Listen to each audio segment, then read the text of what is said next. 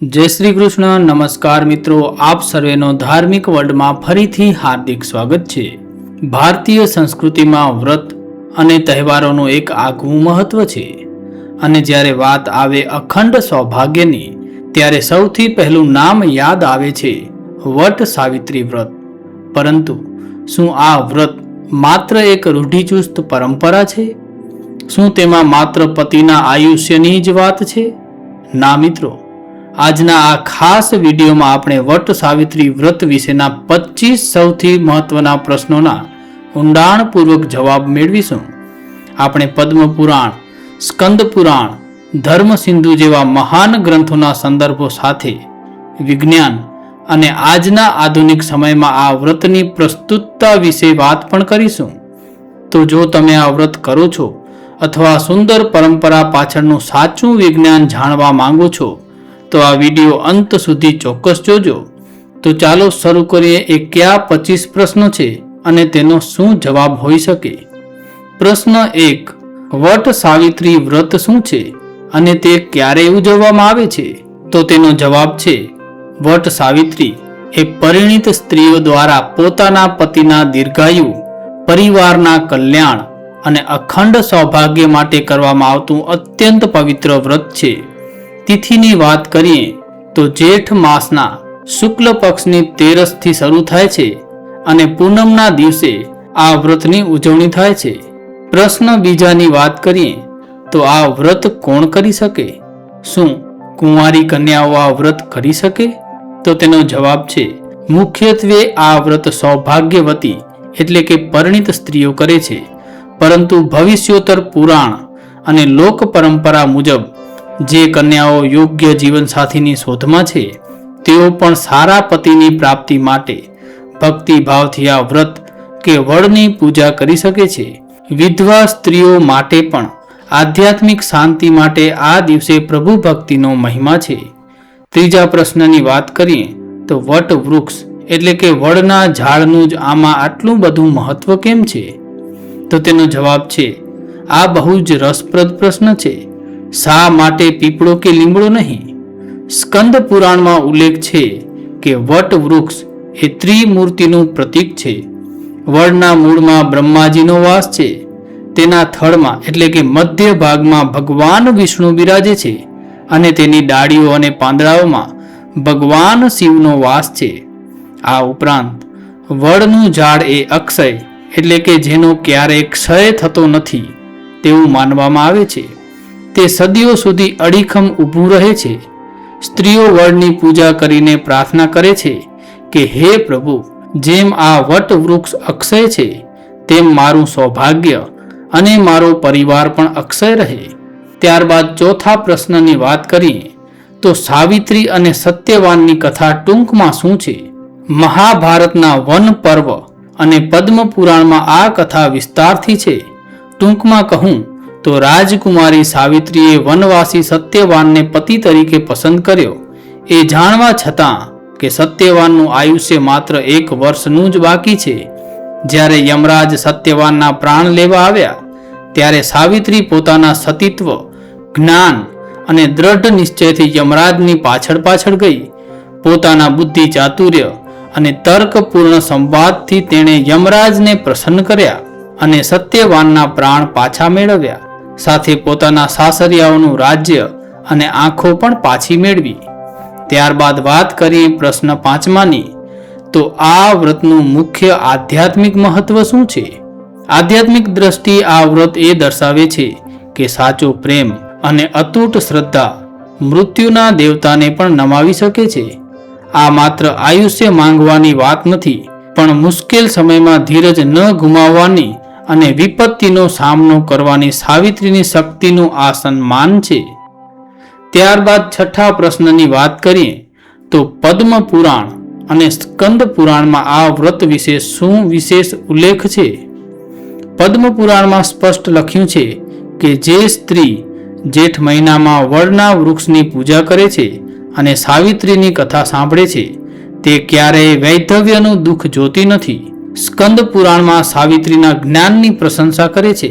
ते जणावे छे के सावित्री मात्र एक आज्ञाकारी पत्नी न हती, પણ તે વેદો અને ધર્મશાસ્ત્રોની જ્ઞાતા હતી, જેના કારણે જ તે યમરાજ સાથે શાસ્ત્રાર્થ કરી શકી.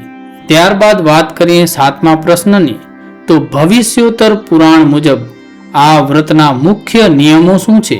ભવિષ્યોત્તર પુરાણમાં જણાવ્યા મુજબ આ વ્રતમાં 3 દિવસનો ઉપવાસ સૌથી ઉત્તમ માનવામાં આવે છે, ત્રયોદશીથી પૂનમ સુધી.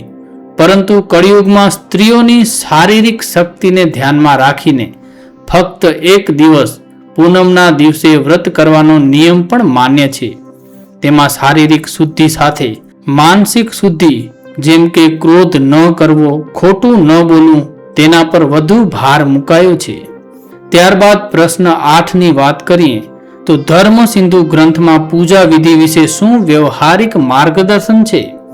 ધર્મ સિંધુ ખૂબ જ સુંદર અને વ્યવહારિક ગ્રંથ છે. તેમાં લખ્યું છે કે જો કોઈ કારણસર સ્ત્રી બીમાર હોય તો તે પોતાની જગ્યાએ પોતાના પ્રતિનિધિ, જેમ કે બ્રાહ્મણ અથવા પરિવારના અન્ય સભ્ય પાસેથી પૂજા કરાવી શકે છે.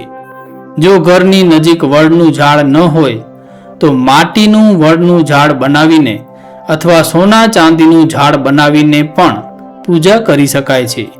ધર્મ સિંધુ આડંબર કરતા ભાવનાને વધુ મહત્વ આપે છે. ત્યારબાદ પ્રશ્ન 9ની વાત કરીએ તો શું ઘરે વડની ડાળી કે પાન લાવીને પૂજા કરી શકાય? મિત્રો, આજના આ શહેરીકરણમાં આ એક મોટો પ્રશ્ન છે. સિમેન્ટના જંગલોમાં વડનું ઝાડ શોધવું મુશ્કેલ છે. શાસ્ત્રોક્ત નિયમ મુજબ જીવંત વૃક્ષની પૂજા જ શ્રેષ્ઠ છે, પરંતુ લોક પરંપરા અને આચાર્યોના મત મુજબ જો ઝાડ ન મળે તો વડની નાની ડાળીને કુંડામાં રોપીને તેની પૂજા કરી શકાય.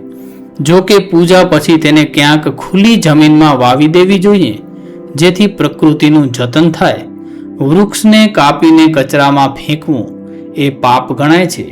ત્યારબાદ 10મા પ્રશ્નની વાત કરીએ તો જો વ્રત દરમિયાન માસિક ધર્મ આવી જાય તો શું કરવું? દોસ્તો, આ એક ખૂબ જ વ્યવહારિક પ્રશ્ન છે જે ઘણી બહેનોને મૂંઝવતો હોય છે. સનાતન ધર્મ ખૂબ જ વૈજ્ઞાનિક છે. જો વ્રતના દિવસે માસિક ધર્મ હોય તો ઉપવાસ એટલે કે વ્રત પૂરો કરવો, કારણ કે ઉપવાસ એ મન અને શરીરનો સંકલ્પ છે. પરંતુ તમારે વડના ઝાડને સ્પર્શ કરવો નહીં કે પૂજાની સામગ્રીને અડવું નહીં. તમે દૂર બેસીને માનસિક પૂજા કરી શકો છો અથવા ઘરની અન્ય કોઈ સ્ત્રી પાસે તમારા નામથી પૂજા અને પરિક્રમા કરાવી શકો છો. આગળ વાત કરીએ પ્રશ્ન 11ની તો 11મો પ્રશ્ન છે, વટ સાવિત્રીની પૂજાની સંપૂર્ણ અને સાચી વિધિ શું છે? દોસ્તો, પૂજાની વિધિ ખૂબ જ સરળ અને ભાવપૂર્ણ છે. સવારે વહેલા ઉઠી સ્નાન કરી નવા અથવા શુદ્ધ વસ્ત્રો પહેરવા. જે વસ્ત્રો લાલ, પીળા કે લીલા રંગના હોય તો વધુ સારું. વડના ઝાડ પાસે જઈ સૌ પ્રથમ ગણેશજીનું ધ્યાન ધરો. વડના મૂળમાં જળ અર્પણ કરો. ત્યારબાદ કંકુ, હળદર, અક્ષત, પુષ્પ અને ફળ અર્પણ કરો. વડના પાન પર પલાળેલો ચણા અને ગોળનો પ્રસાદ મૂકો. ત્યારબાદ કાચું સૂતર લઈ વડના ઝાડની પ્રદક્ષિણા કરો અને અંતમાં હાથમાં ચણા રાખીને સાવિત્રી સત્યવાનની કથા સાંભળો અને પ્રાર્થના કરો. ત્યારબાદ વાત કરીએ પ્રશ્ન 12ની. પૂજામાં કઈ કઈ સામગ્રીની વિશેષ જરૂર પડે છે? પૂજાની થાળીમાં શુદ્ધ જળનો કળશ, કાચું સૂતર સફેદ અથવા લાલ પીળું, હળદર, કંકુ, અબીલ ગુલાલ, દીવો, અગરબત્તી, ઋતુફળ ખાસ કરીને કેરી અથવા ટેટી, મીઠાઈ અને આખી રાત પલાળેલા કાળા ચણા હોવા ખૂબ જરૂરી છે. કાળા ચણા એ શનિ અને યમનું પ્રતીક છે, જેને પ્રસાદ રૂપે ગ્રહણ કરવાથી અકાળ મૃત્યુનો ભય ટળે છે. આગળ વાત કરીએ પ્રશ્ન 13ની. સૂતરનો દોરો એટલે કે કાચું સૂતર કેમ બાંધવામાં આવે છે? દોસ્તો, કાચું સૂતર એ પ્રેમ અને બંધનનું પ્રતીક છે. જેમ એક નાનો કાચો દોરો પણ વૃક્ષને બાંધી શકે છે, તેમ સ્ત્રીનો પ્રેમ, તેનો વિશ્વાસ અને તેનું સમર્પણ તેના પરિવારને અને તેના પતિને એક સાથે બાંધી રાખે છે. તે રક્ષા કવચનું પ્રતીક છે. આગળ વાત કરીએ પ્રશ્ન 14ની. વડના ઝાડની પરિક્રમા કેટલી વાર કરવી જોઈએ અને કેમ? સામાન્ય રીતે 7, 11, 21 અથવા 108 વાર પરિક્રમા કરવામાં આવે છે. પરિક્રમા કરતી વખતે દોરો લપેટવામાં આવે છે. 108નો આંકડો સનાતન ધર્મમાં બ્રહ્માંડની સંપૂર્ણતા દર્શાવે છે. 7 વાર ફરવાનો અર્થ છે કે 7 જન્મો સુધી પતિ પત્નીનો સાથ જળવાઈ રહે. આગળ વાત કરીએ પ્રશ્ન 15ની, તો વડની પૂજા કરતી વખતે કયો મંત્ર બોલવો જોઈએ? મિત્રો, તમે સરળતાથી ઓમ નમો ભગવતે વાસુદેવાય અથવા ઓમ નમઃ શિવાયનો જપ કરી શકો છો. જો કે વિશેષ મંત્રની વાત કરીએ તો તે મંત્ર આ મુજબ છે: અવૈધવ્યમ ચ સૌભાગ્યમ દેહી ત્વમ મમ સુવ્રતે પુત્રાન પૌત્રાન પ્રવાચ્છૈવ સાવિત્રી નમોસ્તુતે. અર્થાત, હે સાવિત્રી માતા, મને અખંડ સૌભાગ્ય, પુત્ર અને પૌત્રોનું સુખ પ્રદાન કરો. હું તમને નમસ્કાર કરું છું. આગળ વાત કરીએ પ્રશ્ન 16ની. પ્રશ્ન 16મો છે: વ્રત દરમિયાન કેવો ખોરાક લેવો જોઈએ? ફરાળ કે નકોરડો ઉપવાસ? આપણા શાસ્ત્રોમાં ક્યાંય પણ સ્વપીડન એટલે કે પોતાની જાતને પીડા આપવાને પ્રોત્સાહન નથી અપાયું. જે સ્ત્રીઓનું શરીર સાથ આપે તેઓ જળ ગ્રહણ કરીને નકોરડો ઉપવાસ કરી શકે છે. પરંતુ જો તમે ગર્ભવતી છો, કોઈ દવા ચાલે છે કે બીમાર છો તો તમે ફળાહાર કરી શકો છો. સાંજે પૂજા પૂર્ણ થયા બાદ મીઠો ખોરાક અથવા સાત્વિક ભોજન લઈને વ્રત ખોલી શકાય છે. સંતુલન જાળવવું એ સૌથી મોટો ધર્મ છે. આગળ પ્રશ્ન 17ની વાત કરીએ તો નોકરી કરતી મહિલાઓ સમયના અભાવે આ વ્રત કેવી રીતે કરી શકે? આજના સમયનો આ ખૂબ જ અગત્યનો પ્રશ્ન છે. જો તમે ઓફિસે જાઓ છો અને સવારે લાંબી વિધિનો સમય નથી તો ચિંતા ન કરો. સવારે વહેલા ઉઠી સ્નાન કરી ભગવાનના મંદિરમાં જ્યોત પ્રગટાવી માનસિક રીતે વટવૃક્ષનું ધ્યાન કરી લ્યો. ઓફિસ જતા રસ્તામાં કોઈ વડનું ઝાડ દેખાય તો ત્યાં જળ ચડાવીને નમસ્કાર કરી લ્યો. ભગવાન તમારા સમયપત્રકને નહીં, તમારા ભાવને જુએ છે. આગળ વાત કરીએ પ્રશ્ન 18ની. વિજ્ઞાન અને આયુર્વેદની દ્રષ્ટિએ વડના ઝાડનું મહત્વ શું છે? મિત્રો, આપણી પરંપરાઓ કેટલી વૈજ્ઞાનિક છે તે જુઓ. આયુર્વેદમાં વડના ઝાડને ઔષધિઓનો ભંડાર કહ્યો છે. વડનું ઝાડ 24 કલાકમાંથી 20 કલાકથી વધુ સમય ઓક્સિજન એટલે કે પ્રાણવાયુ આપે છે. જેઠ મહિનાની કાળઝાળ ગરમીમાં જ્યારે સ્ત્રીઓ વડના ઝાડ નીચે જાય છે ત્યારે તેની શીતળ છાયા અને ઓક્સિજન તેમના શારીરિક સ્વાસ્થ્ય માટે વરદાન સાબિત થાય છે. વડના દૂધ અને પાંદડામાંથી અનેક સ્ત્રી રોગોની દવાઓ બને છે. આગળ વાત કરીએ પ્રશ્ન 19ની. જો અજાણતા વ્રત ભંગ થઈ જાય તો શું પ્રાયશ્ચિત કરવું? ભૂલ મનુષ્ય માત્રથી થાય છે. જો ભૂલથી કંઈક ખવાઈ જાય કે નિયમ તૂટી જાય તો ગભરાવાની જરૂર નથી. ભગવાન પાસે ક્ષમા માંગી લો. પ્રાયશ્ચિત રૂપે તમે ગરીબોને અન્નનું દાન કરી શકો છો, ગાયોને ચારો ખવડાવી શકો છો અથવા 108 વાર ગાયત્રી મંત્રનો જાપ કરી શકો છો. ભય આધારિત ભક્તિ કરતા પ્રેમ આધારિત ભક્તિ સર્વશ્રેષ્ઠ છે. આગળ વાત કરીએ પ્રશ્ન 20ની. તો વ્રતનું ઉદ્યાપન એટલે કે પૂર્ણાહુતિ કેવી રીતે કરવી? કોઈ પણ વ્રત આજીવન કરી શકાય, પરંતુ જો વૃદ્ધાવસ્થા કે બીમારીના કારણે વ્રત છોડવું હોય તો તેનું યોગ્ય ઉદ્યાપન કરવું જોઈએ. તે માટે બ્રાહ્મણ અને બ્રાહ્મણીને જમાડીને તેમને વસ્ત્ર, દક્ષિણા અને સૌભાગ્યની વસ્તુઓનું દાન કરવું જોઈએ, જેથી વ્રતનું પૂર્ણ ફળ પ્રાપ્ત થાય. આગળ વાત કરીએ પ્રશ્ન 21ની. તો યમરાજ અને સાવિત્રીના સંવાદમાં છુપાયેલું જીવન દર્શન શું છે? મહાભારતમાં સાવિત્રી અને યમરાજ વચ્ચેનો સંવાદ એક માસ્ટરપીસ છે. સાવિત્રી યમરાજ પાસે રડતી નથી, ગડગડતી નથી, પણ તે ધર્મ, કર્મ, મિત્રતા અને સત્ય વિશે તાર્કિક ચર્ચા કરે છે. તે યમરાજને સમજાવે છે કે સંતોનો સંગ અને ધર્માચરણ એ જ સાચું જીવન છે. યમરાજ તેની આ બૌદ્ધિક ક્ષમતા અને નિર્ભયતાથી ખુશ થાય છે.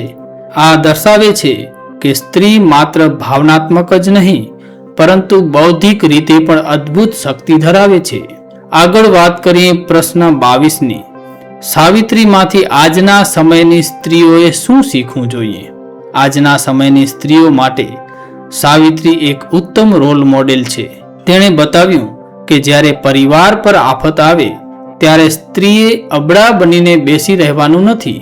તેણે પોતાના જ્ઞાન, ધીરજ અને હિંમતથી સમસ્યાનો સામનો કરવાનો છે. સાવિત્રી મહિલા સશક્તિકરણનું અસલી પ્રતીક છે. આગળ વાત કરીએ પ્રશ્ન 23ની. તો શું આ વ્રત માત્ર પતિના લાંબા આયુષ્ય માટે જ છે કે અન્ય કોઈ લાભ માટે પણ છે? ના, આ માત્ર પતિ પૂરતું મર્યાદિત નથી. સાવિત્રીએ યમરાજ પાસેથી માત્ર પતિના પ્રાણ નહોતા માંગ્યા.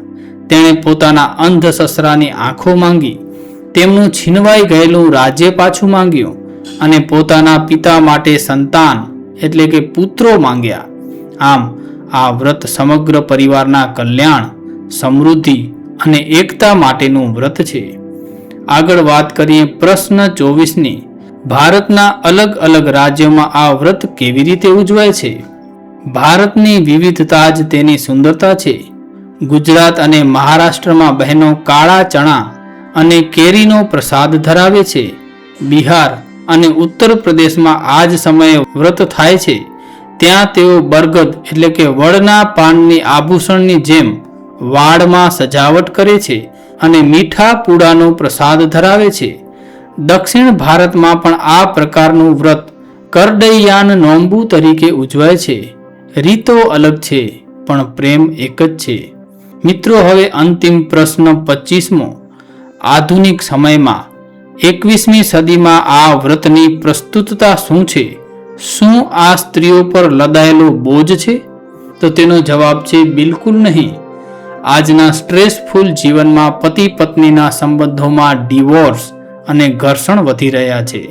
આ વ્રત એ વાતનું રિમાઇન્ડર છે કે લગ્ન એ માત્ર એક કોન્ટ્રાક્ટ નથી, પણ એક પવિત્ર બંધન છે જ્યાં એકબીજાની રક્ષા અને એકબીજાના આયુષ્ય માટે પ્રાર્થના કરવાની છે. વધુમાં આ વ્રત પ્રકૃતિ પ્રેમને જીવંત રાખે છે. પર્યાવરણને બચાવવાનો આનાથી મોટો કોઈ ઉત્સવ નથી. જ્યાં સ્ત્રીઓ વૃક્ષોની પૂજા કરે છે અને તેની રક્ષાનો સંકલ્પ લે છે. આ વ્રત શ્રદ્ધા, પર્યાવરણ અને દાંપત્ય પ્રેમનું અદ્ભુત ત્રિવેણી સંગમ છે. તો મિત્રો, આ હતા વટ સાવિત્રી વ્રત વિશેના 25 અતિ મહત્વના પ્રશ્નો અને તેના જવાબો. આશા છે કે આ માહિતીથી તમારા મનની તમામ શંકાઓ દૂર થઈ ગઈ હશે અને પવિત્ર વ્રત પાછળનું સાચું વિજ્ઞાન અને જ્ઞાન તમને સમજાયું હશે. જો તમને આ વિડીયોમાં આપેલી માહિતી ઉપયોગી લાગી હોય તો આ વિડીયોને અત્યારે જ લાઈક કરો. તમારી માતા, બહેન, પત્ની કે મિત્રો સાથે આ વિડીયોને શેર કરવાનું ચૂકતા નહીં, જેથી તેઓ પણ આ વ્રતનું સાચું મહત્વ સમજી શકે. તમે આ વ્રત કેવી રીતે ઉજવો છો અથવા તમારો કોઈ પ્રશ્ન હોય તો નીચે કોમેન્ટ બોક્સમાં જરૂરથી જણાવજો. હું તેનો જવાબ આપવાનો પૂરો પ્રયાસ કરીશ. અને ચેનલ પર નવા છો તો આવી જ રસપ્રદ, પૌરાણિક અને વૈજ્ઞાનિક માહિતીસભર વિડીયોઝ માટે અમારી ચેનલને સબસ્ક્રાઇબ જરૂરથી કરી લેજો. તમારું અને તમારા પરિવારનું જીવન સદા સુખમય, નિરોગી અને પ્રેમથી ભરેલું રહે તેવી સાવિત્રી માતા અને ભગવાન વટવૃક્ષને પ્રાર્થના. જય શ્રી કૃષ્ણ, જય માતાજી, હર હર મહાદેવ હર. ધન્યવાદ.